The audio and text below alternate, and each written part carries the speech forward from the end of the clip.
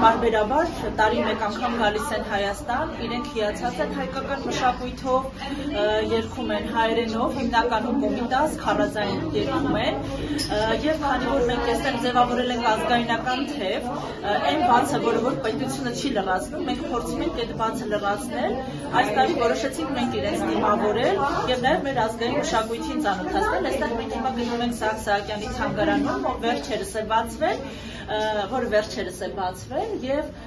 այստեղ իրենք կարող են ծանոթանալ եւ նյութական մշակութային արժեքներին եւ նաեւ այստեղ մեզ մոտ կերքեն մի քանի ազգային խմբեր նաեւ ոչ նյութական մշակութային արժեքներին կարող են ծանոթանալ